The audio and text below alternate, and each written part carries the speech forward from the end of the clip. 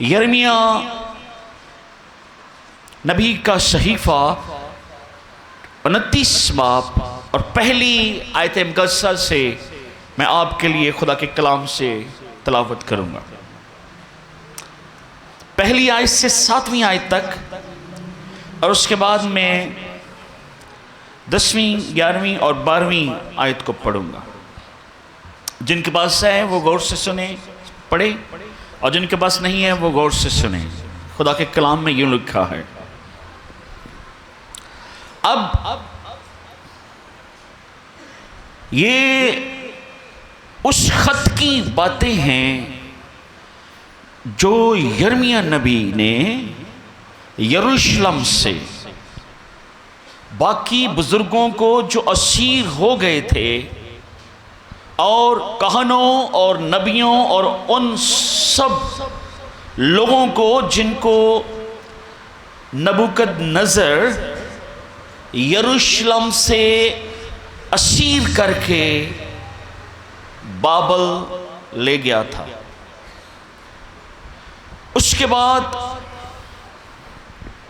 यकुनिया बादशाह और उसकी वालदा और ख्वाजा सरा और यहूदा और यरूशलेम के उमरा और कारीगर और लोहार यरूशलेम से चले गए थे।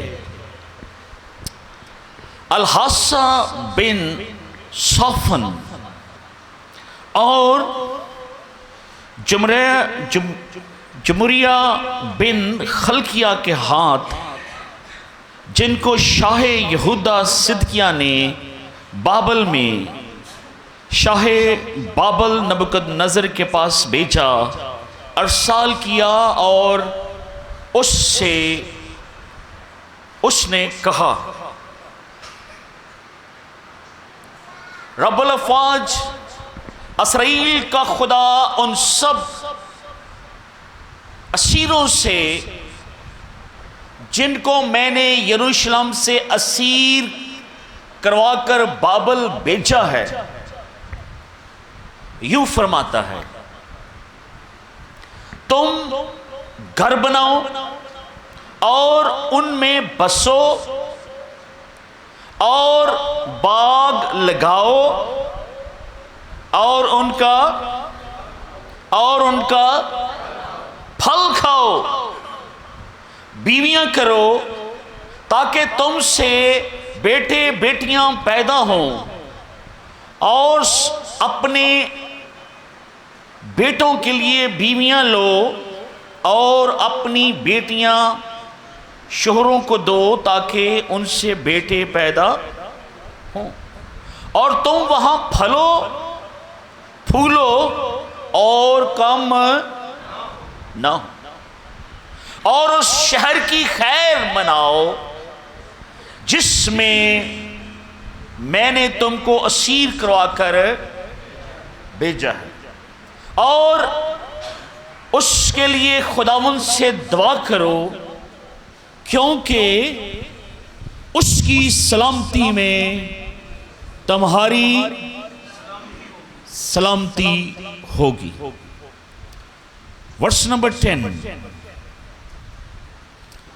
क्योंकि खुदावंद यूं फरमाता है कि जब बाबल में 70 वर्ष गुजर चुकेंगे तो मैं तुमको याद फरमाऊंगा और तुमको इस मकान में वापस लाने से अपने नेक कौल को पूरा करूंगा, क्योंकि मैं तुम्हारे हक में अपने ख्यालात को जानता हूं। खुदावंद फरमाता है, यानी सलामती के ख्यालात, बुराई के नहीं, ताकि मैं तुमको नेक अंजाम की उम्मीद बख्शूं। तब तुम मेरा नाम लोगे और मुझसे दुआ करोगे और मैं तुम्हारी सुनूंगा। सब कहें आमीन।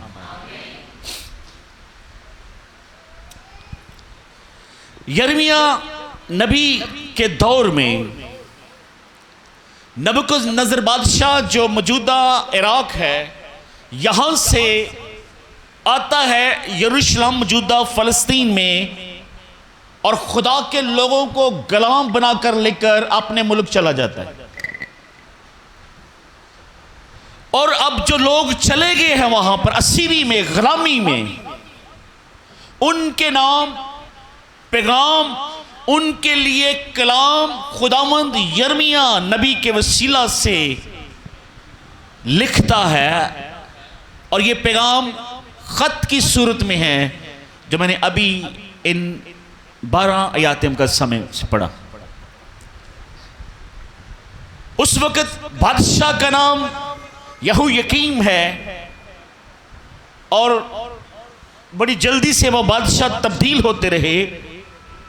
अगर हम यशायाह नबी के सहीफे को देखें, उसके 39 बाब में उसकी 8 ही आयतें हैं। यशायाह 39, वहां पर जब हिजकिय्याह बादशाह था,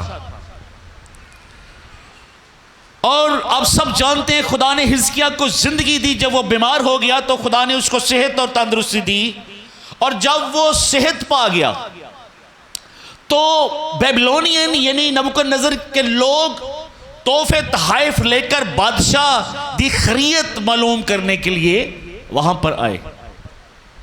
बड़े तोहफे लेके आए और हिजकिय्याह बादशाह जो है बड़ा खुश हुआ। और उसी खुशी में हिजकिय्याह बादशाह ने अपना महल और महल के अंदर जितनी चीजें थी सारी बेबीलोनियन को यानी नबूकदनेस्सर के जो कासद थे, जो तोहफे लेके ते बादशाह दी खैरियत मालूम करना आए सन, उन्होंने सारा कुछ विखाया। जदों वो चले गए तो यशायाह नबी ने हिजकिय्याह बादशाह ने पूछा, एक कौन लोग सन? कहना फला फला मुल्क तो लोग कुछ आए सन, मेरी खैरियत मालूम करना आए सन, मैनू मुबारकबाद देना आए सन कि भाई तेनू खुदा ने सेहत तंदुरुस्ती दी है, कुछ तोहफे लैके आए सन। यशायाह नबी ने हिजकिय्याह बादशाह ने पूछा, इन्हों की कुछ विखाया? कहते जो कुछ मेरे को है से।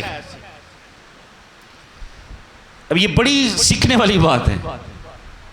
जो कुछ महल के अंदर था, जो कुछ हैकल के अंदर था, सोना चांदी सब कुछ, जो कुछ मेरे पास था मैंने इन्होंने खोल खोल के दिखाया है। ऐ भी मेरे कोले, ऐ भी मेरे कोले, ऐ भी मेरे कोले।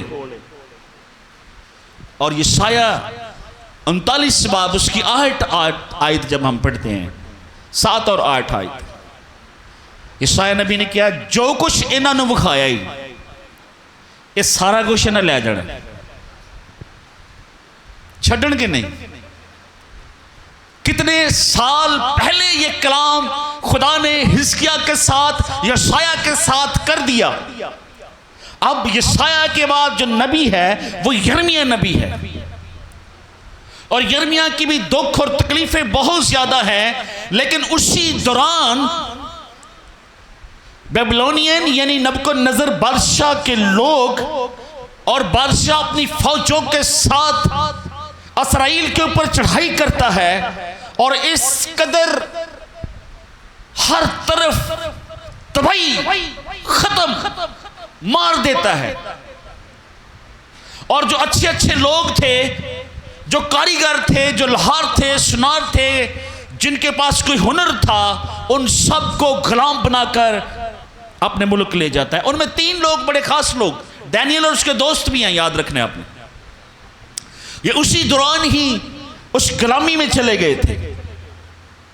अब जब वो लोग जा चुके हैं, गुलामी में हैं, नबूकदनेस्सर बादशाह उनको बंदी यानी गुलाम बनाकर वहां ले गया है, दुख में है, तकलीफ में है, गुलामी में है, किसी दूसरे मुल्क में है, रोटी के मोहताज हैं, खाने के मोहताज हैं, फौजी उनको हाँक रहे होंगे, उनके मुल्क का मजाक उड़ाया जा रहा होगा, उनके मजहब का मजाक उड़ाया जा रहा होगा, लेकिन खुदा उनके साथ कलाम क्या कर रहे हैं जो मैंने आपके सामने रखा।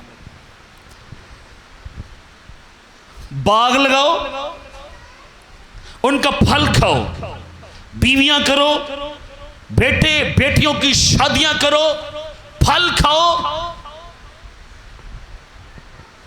और अहम जो बात है इसमें लिखा है 7वीं आयत में, और उस शहर की खैर मनाओ जिसमें मैंने तुमको असीर करवा कर, खुदा खुद कह रहा है मैं जानता हूं मैं तानू गुलाम बनाकर उथे भेजे,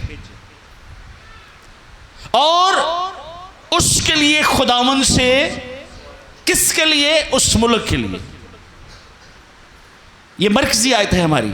और उस शहर की खैर मनाओ जिसमें मैंने तुमको असीर करवा कर, और उसके लिए खुदावन से दुआ करो क्योंकि उसकी सलामती में तुम्हारी, उसकी सलामती में तुम्हारी, उसकी सलामती में तुम्हारी, पाकिस्तान की सलामती च ताड़ी। गल समझ आ रही? कितने लोगों को समझ आ रही? अगर बंब आएगा उन्हें ये नहीं देखना क्रिश्चियन तो मुस्लिम कौन है, फौजा ने ये नहीं देखना, ड्रोन ये नहीं देखेगा। तुम्हारा काम क्या है? उस मुल्क की सलामती चाहो क्योंकि उसी में तुम्हारी सलामती है। यही कलाम आज पाकिस्तानी कलीसिया के लिए भी है।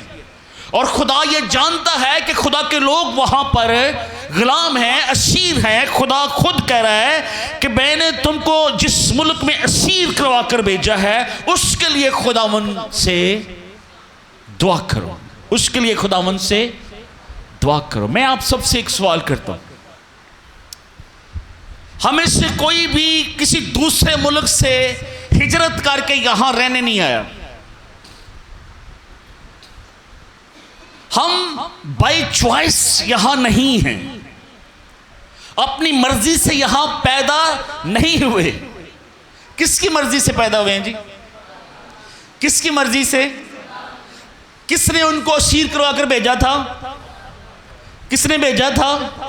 हम यहां किसकी मर्जी से पैदा हुए हैं? और कोई भी शख्स, मर्द या औरत, अपनी मर्जी से पैदा नहीं होता। यह खुदा का काम है कि किसको मर्द पैदा करे और किसको वो औरत पैदा करे। ये खुदा का काम है कि किसको अफ्रीका में पैदा करे, ये खुदा का काम है कि किसको यूरोप में पैदा करे, ये खुदा का काम है कि किसको अमेरिका और कनाडा और पाकिस्तान और एशिया में पैदा और चाइना में पैदा करे। क्योंकि कलाम के मुताबिक खुदा ने इंसान को अपनी शक्ल सूरत, अपनी शबीह पर और नर और नारी पैदा। सारी दुनिया के लोग जो है वो खुदा की मखलूक है, खुदा ने उनको रखा है। और जहां कहीं खुदा ने उनको रखा है खुदा जानता है। जो कीड़ों का हिसाब रखता है उसको ये भी पता है कि कौन सी रूह मैंने किस मुल्क में किस जगह पर भेजी है। बाय द वे खुदा मुल्क को नहीं देख रहा, खुदा सिर्फ जमीन को देख रहा है। ये वांड खुदा ने नहीं रखी, ये फलां मुल्क की बाउंड्री है, ये फलां मुल्क की बाउंड्री है। ये खुदा के लिए नहीं है, ये हमारे लिए है। तो हमारे लिए ये जरूरी है कि जहां खुदा ने हमें रखा है हम उस मुल्क की सलामती चाहें, उस मुल्क की बरकत चाहें और शाना बशाना जो है अपने मुल्क की तरक्की के लिए खड़े हों, भले हालात कैसे भी क्यों ना हो। बाइबल का खुदा, इसराइल का खुदा जिसकी हम प्रस्तुत करते हैं, जिसकी हम वर्शिप करते हैं, जिसकी हजूरी में अभी हम गीत गा रहे थे, जो हदिये नजराने ऑफरिंग जिसके लिए आप लेकर आते हैं, उसी खुदा का कलाम मैंने आपके लिए आपके सामने पढ़ा है। और ये खत है, और ये खत वहां भेजा गया उन असीरों के नाम, ताकि उनको बताओ। और फिर खुदा ने यह भी कहा कि मैं तुम्हें वापस लाऊंगा। और एक मशहूर आयत अक्सर जब लोग पढ़ते हैं तो उसके बैकग्राउंड में नहीं जाते। 11वीं आयत इसी बाब की, यिर्मयाह 30 बाब 11 आयत। क्योंकि मैं तुम्हारे हक में अपने ख्यालात को जानता हूं, खुदावंद फरमाता है, यानी सलामती के ख्यालात, बुराई के नहीं, ताकि मैं तुमको नेक अंजाम की उम्मीद बख्शूं। मेरे ख्यालात तुम्हारे लिए अच्छे हैं, भलाई के हैं, बुराई के नहीं है। मैं तुम्हें जानता हूं, मेरे पास जो मंसूबे और प्लान है वो तुम्हारे लिए अच्छे हैं। तुमने ये काम करना है, जिस मुल्क में रहो उस मुल्क की सलामती चाहो, उस मुल्क की सरहदों की सलामती चाहो, उस मुल्क के शाना बशाना तरक्की में अपना किरदार अदा करो। बाकी सब खुदावंद पर छोड़ दो, क्योंकि खुदा की जो बादशाही है वह पूरी दुनिया के लिए है। आमीन, आमीन। क्या हम दुआ करते हैं? ऐ खुदावंद तेरी बादशाही आए तेरी बादशाही। तो खुदा, अच्छा हमारा खुदा जो है वो डेमोक्रेसी का खुदा नहीं है, जमहूरियत का खुदा नहीं है। खुदा को किंगशिप पसंद है, खुदा को बादशाहत पसंद है। खुदा को ये वोट वाले मिनिस्टर बादशाह पसंद नहीं है। खुदा कहता है बादशाह होना चाहिए, और वो खुद बादशाह बनता है। और उसने खुद हमें सिखाया कि दुआ में हमने ये याद रखना है और खुदा से दुआ करनी है कि जिस तरह तेरी बादशाही, तेरी मर्जी आसमान पर है, जमीन पर भी पूरी हो। आमीन। और उसको अपने दिल का बादशाह बनाना है, ना सिर्फ मुल्क का बादशाह बनाना है। खुदा को यह पसंद है कि पूरी दुनिया के लोग खुदा को बादशाह मान लें, और जब पूरी दुनिया का खुदा बादशाह होगा फिर कोई जंग नहीं होगी। आमीन आमीन आमीन। और कलीसिया जो चर्च है, जो इस वक्त मौजूदा कलीसिया जमीन के ऊपर है, यही खुदा की बादशाही की वसअत के लिए जो काम कर रही है, ये खुदा के मंसूबे का हिस्सा है। और खुदा कलीसिया से आज चर्च से यह तोको करता है कि वो जमीन के ऊपर खुदा की बादशाही को कायम करने में खुदा कि हम मददगार हैं। आमीन आमीन। हम वो लोग हैं जिनका डायरेक्ट खुदा के साथ कनेक्शन है। आमीन। हम वो लोग हैं जो खुदा की बादशाही को जमीन पर बढ़ा सकते हैं। आमीन। हम वो लोग हैं, कलीसिया वो है जो जमीन के ऊपर अंजील की बशारत और खुदा के कलाम की मनादी है जा बुझा करे, ताकि जमीन वालों को खुदा की बादशाही के मतलब हम बता सकें। आमीन आमीन। और उस शहर की खैर मनाओ जिसमें मैंने तुमको असीर करवा कर भेजा है, और उसके लिए खुदावंद से दुआ करो क्योंकि उसकी सलामती में तुम्हारी सलामती। अभी एक बड़ी वायरल हो रही है खबर, और उसमें मैंने अपनी तरफ से तहकीक की कि शायद उसमें कोई रूमर्स है, मतलब थोड़ी सी ऊपर नीचे चीज़ें हैं, लेकिन एक चीज़ कंफर्म है कि वो जो कामरान मसीह है वो पाकिस्तान एयरफोर्स का हिस्सा है। वो पायलट है कि नहीं है, वो वाकई हकीकत है कि नहीं है, इससे कता नजर। और बहुत से मसीही नौजवान आज ना सिर्फ मुल्क पाकिस्तान के लिए फ़ख्र हैं, बल्कि आपके लिए और हमारे लिए भी हम फ़ख्र से कह सकते हैं वो हमारा बेटा है। आमीन आमीन। मैं आप सबको एक पैगाम और नसीहत कर रहा हूं, आप अपनी सारी जिद्दोजहद जो है अपने बच्चों को एजुकेट करने में लगाएं, उनको तालीम दें, उनको इस काबिल बनाएं कि लोग खुद उनको कहें आओ हमारे पास, हमारे साथ काम करो। उनके अंदर इतना टैलेंट होना चाहिए, उनके अंदर इतना हुनर होना चाहिए, उनके पास इतनी एजुकेशन और तालीम होनी चाहिए, वो स्किलफुल हों। आज बहुत सारे क्रिश्चियंस लोगों को ना सिर्फ मुल्क पाकिस्तान में उनकी नाम है बल्कि दुनिया में नाम है। मैं जब जाता हूं एयरफोर्स हॉस्पिटल में, वहां पर बड़ा सा लिखा हुआ है सिसल कॉम्प्लेक्स। प्राउड की बात है, फख्र की बात है कि नहीं?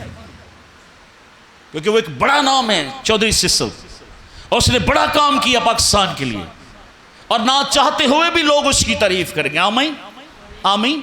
और ये जो नौजवान है, मैं ईमान रखता हूं आने वाली कई नस्लें और कई मसीही और बहुत सारे मसीही नौजवान उसको देखकर बहुत सारे काम ऐसे करेंगे ताकि उनका भी नाम हो।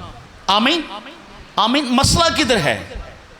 कंप्लेन लोग जरूर करते हैं, हमें मौका नहीं मिलता, हमें ये है, हमें ये है। अपने आप को पहले वहां पर लिख रहो, उस लेवल पर लिख रहो, उस जगह पर लिख रहो, लोग खुद तुम्हें सलूट करेंगे।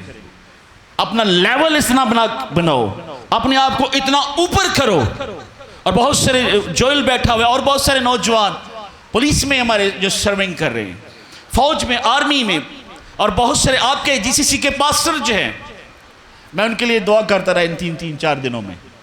वो डिफरेंट जगहों पे काम कर रहे हैं एयरफोर्स के अंदर। और मुझे फ़ोन भी बेचारे कर रहे थे, दुआ करे दुआ करे, हम दुआ कर रहे थे। तो अपना लेवल इस लेवल तक लेकर जाए कि लोग खुद कहें और आपको बुलाएं, डिफरेंट कंपनियां आपको बुलाएं, डिफरेंट मुल्क में जो जरूरी फोर्सेस, आप मुल्क में और भी रहकर बहुत सारे काम कर सकते हैं जिसमें आपके ख़ानदान का नाम हो, आपके मुल्क का नाम हो। और याद रखें, जो सबसे जो अच्छी चीज़ मुझे लग रही थी, जो सबसे खूबसूरत चीज़ लग रही थी, जितना वो सोशल मीडिया पे वायरल हो रहा था, लोग कामरान को नहीं देख रहे थे जो उसके नाम के साथ मसीह लगा हुआ था, वो वायरल हो रहा है।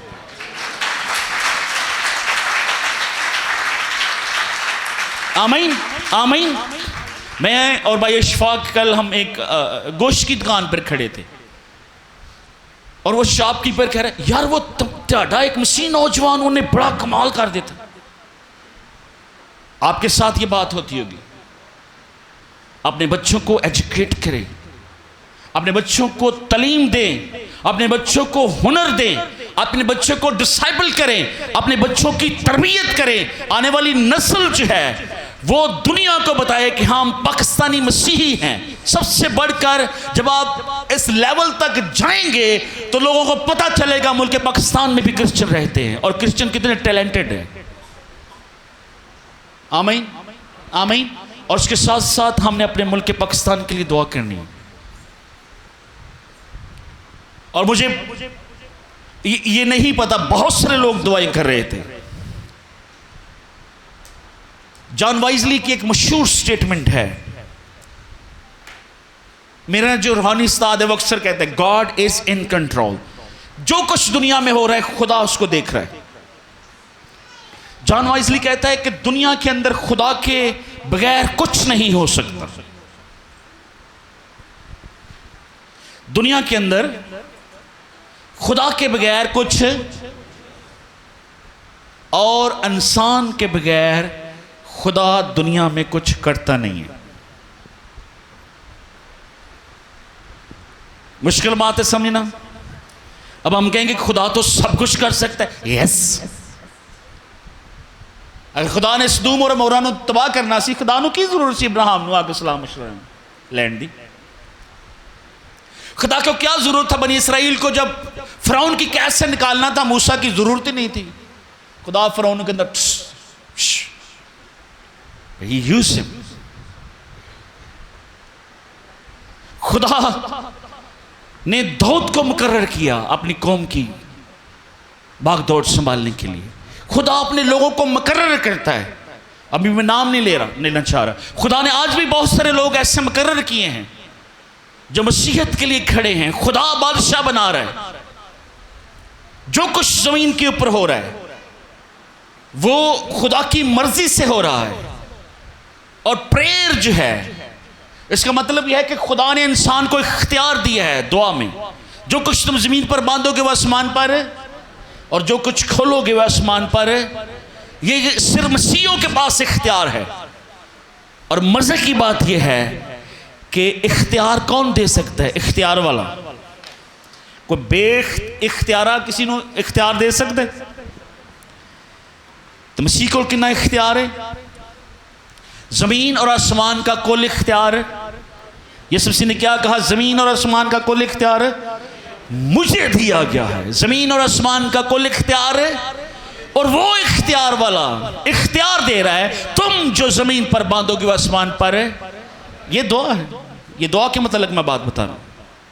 तो जो कुछ तुसी बंद देना है और बच जाना है, जो कुछ तुसी खोल देना है खुदा ने खोल देना है। आमीन आमीन।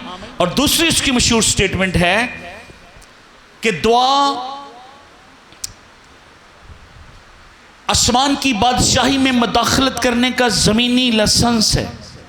दुआ आसमान की बादशाही दे विच मदाखलत करने का जमीनी लाइसेंस है। अब यह बात मुश्किल है समझाना।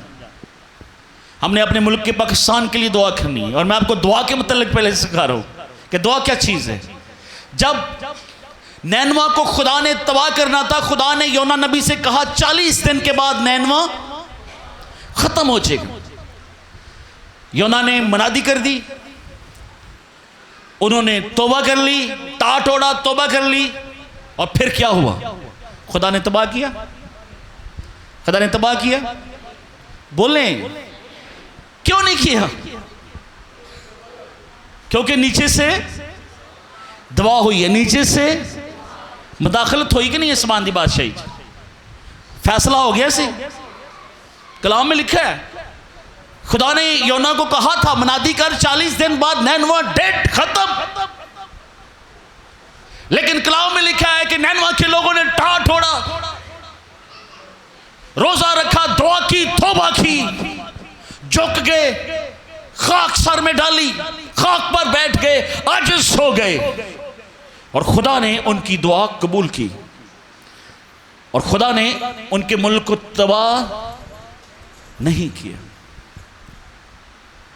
दुआ आसमान की बादशाही में मुदाखलत करने का जमीनी लाइसेंस है। खुदा ने यह लाइसेंस अपने लोगों को दिया है जो यीशु के नाम से दुआ करेंगे। बस शर्त एक कोई है, दुआ पूरी दुनिया करती है, लेकिन दुआ आसमान पर वही जाती है जो आसमान वाले के नाम से की जाती है। आमीन, आमीन। आपका खुदा कहां बैठा है? आपका मसीहा कहां बैठा है? खुदा के दाहिने हाथ पर है ना। और वो क्या कर रहा है आपके लिए? वो आपके लिए शफायत कर रहा है। और मसीह ने क्या कहा? जब तुम मेरे नाम से खुदा से मांगोगे तो वो तुम्हारे लिए हो जाएगा। दुआ आसमान की बादशाही में मुदाखलत करने का जमीनी लाइसेंस है। और दूसरी बात, दुआ जो है, खुदा जमीन पर सब कर सकता है, लेकिन खुदा इंसान के बगैर कुछ नहीं कर सकता। और अब जो है खुदा कलीसिया को देख रहा है कि खुदा के लोग क्या चाहते हैं, खुदा के लोगों की क्या मर्जी है। हम पूरी बाइबल्स को पढ़कर आप देख लें। इसराइल का कुदूस यहोवा पाक खुदा हर तरह से हर वक्त अपने लोगों के साथ है, आज भी है। आमीन, आमीन। आज खुदा कलीसिया के साथ भी है। आमीन। आज खुदा एक खास कौम के साथ भी है। आमीन। और वही खुदा फतह दे रहा है। आमीन। आज भी खुदा फतह दे रहा है। आमीन। आज भी खुदा दुआएं सुन रहे हैं। आमीन। खुदा आपकी दुआ पर भी कान लगाए हुए हैं। आमीन। आपको भी खुदा ने इख्तियार दिया है कि जो कुछ तुम ज़मीन पर बांधोगे वह आसमान पर बंधेगा। आमीन। जो कुछ ज़मीन पर खोलोगे वह आसमान पर खुलेगा। आमीन। क्या हम 5-10 मिनट मुल्क पाकिस्तान के लिए और अपने लिए दुआ कर सकते हैं? अगर आपको दुआ की समझ आई है, कलाम यह है कि उस मुल्क की सलामती में तुम्हारी सलामती है। Let's pray. अपने कदमों पर खड़े हों और हम दुआ करें। Thank you Jesus. मुझे नहीं पता ये जंग रुकी है नहीं रुकेगी, लेकिन हम अपना काम करेंगे और हम अपने यहोवा को, खुदावंद को याद करेंगे।